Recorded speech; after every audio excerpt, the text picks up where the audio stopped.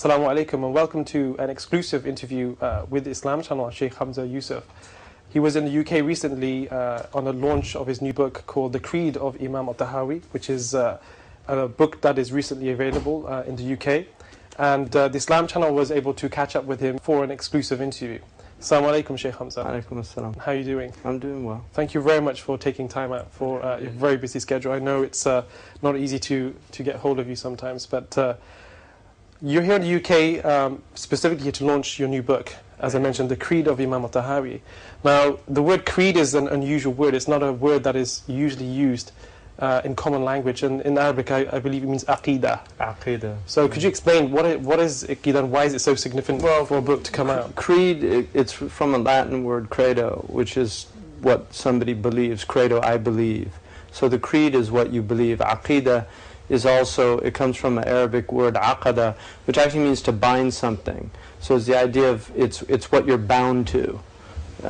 And in fact, in Jewish tradition, the aqidah in Hebrew is the binding of Isaac or Ishmael, depending on the position that Abraham alayhi salam did. So aqidah is a technical term that came obviously later. Like the Sahaba did not use that word, but the Arabs use that word a'taqidu, I believe something. It's what I'm bound to. And so aqidah became a technical term for creed, basically, and the Christians also use the term creed in the same manner. And so an aqidah is basically a formulaic set of belief statements.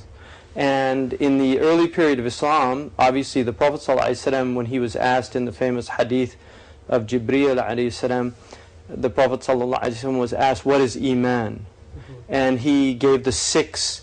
He didn't really tell us what Iman was as an explanation of the word itself, but rather he told us what the objects of faith were.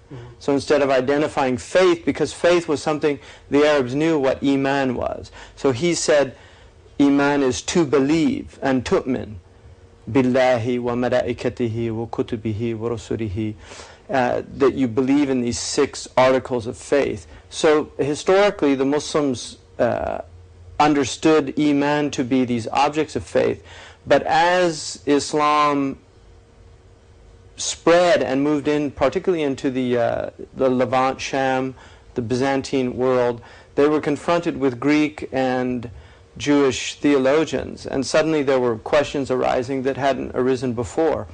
One of the earliest fundamental questions actually had to do with the Quran and the nature of the Quran as the speech of God, kalamullah. And was the Quran eternal? Was it a created speech, as the Mu'tazilite and others claimed? And then also about the Logos and the nature of Christ, because Christ is called in the Quran Ad-Kalima, Kalimatullah. And so the Christians wanted to know, is that the Logos that's mentioned in the Gospel of John, eternal, coexistent with God? And so as these questions arose, Muslims began to think more deeply about these things, and they realized a necessity for articulating very clearly what they believed. And so you had some early creedal formulas, and Imam Tahawi is one of the earliest. So would you say that, for example, what I understand from what you're saying is pretty much the early Muslims were living by things that were later codified as a response to the Muslim Ummah enlarging itself, because new Muslims were coming in, they're bringing their own doctrinal understandings. So formulaic texts such as the Creed were put together. Well, if you look at Iman, faith, however we define it, faith is ultimately about experience, especially in its initial stages. When a revelation comes, when a group of people believe in something, that belief is usually a result of experience. So the Prophet ﷺ had an experience. He experienced something in Ghar Hira. Gabriel came to him, and he experienced a phenomena. He saw an angel. The angel spoke to him. The angel told him to read something. And initially, in attempting to understand, because he didn't know initially what was happening to him.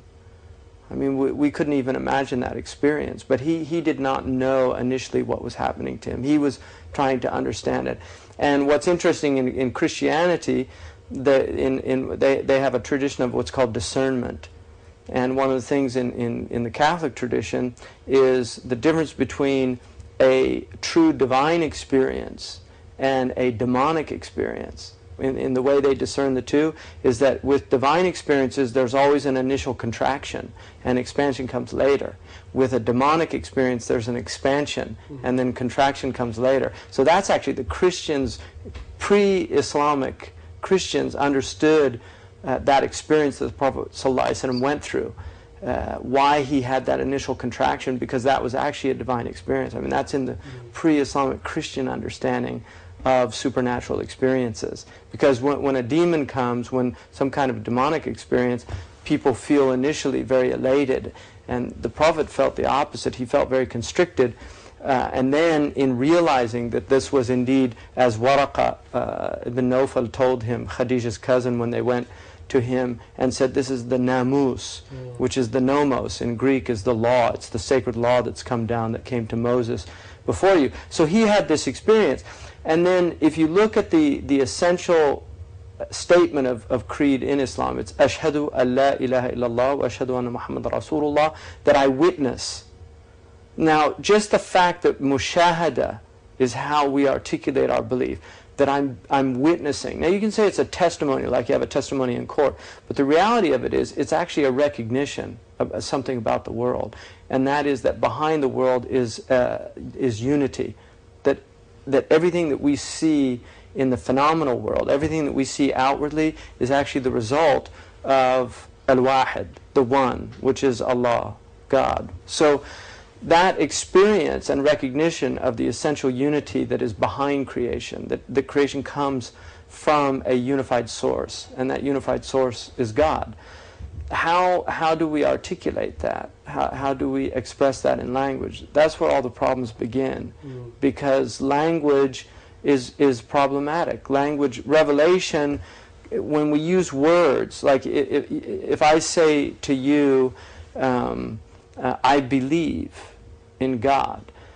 God in the West automatically conjures up a lot of different images. Many people in the West think of God the way Michelangelo depicted God in the Sistine Chapel. Yeah. Exactly.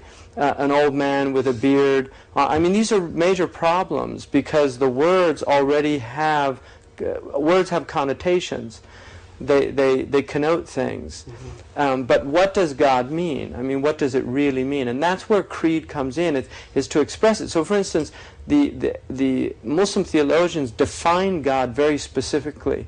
God is al-mustaghni an al-kull wa kullun muftaqirun ilayhi. That's the definition of God. The one that is completely independent of all things, and all things are dependent on that one. That's the definition of God. So that right there is a definition. And then there's attributes of God that God has that are essential attributes. That in order for God to be God, these are the essential attributes. So these are ways of expressing what that word God means, so that you don't have confused understandings of God. I'm not sure who said it, but they mentioned that a lot of the problems that occur in the world is because of poorly defined terms that are used, and if only you define the terms before you enter into dialogue, Aristotle has a clear understanding. And a point I want to mention, you mentioned two really interesting points. One about Christianity and the early creedal statements, and the Archbishop of Canterbury has made a remarkable blurb. Actually, took me by surprise as well. The endorsement. Absolutely. I mean, how I was more looking at it from a Muslim, how to understand my Lord and the attributes, and he was also saying from a Christian perspective, it's very good. 130 statements of understanding. I was very. I had asked. I did some interviews with him. We actually were on a. He had me as a guest on a program that he did, and so I wrote a letter, I sent the book, and I was very pleased because he read it. I know he read it, and he sent a very nice endorsement. And in that endorsement, what struck me, because he's a theologian, I mean, Dr. Rowan Williams is a very formidable theologian in the Christian tradition, and as a theologian, what's interesting about theologians is irrespective of their tradition, whether they're Jewish, Christian or Muslim, they're going to have a lot of shared terms and similarities. And so he was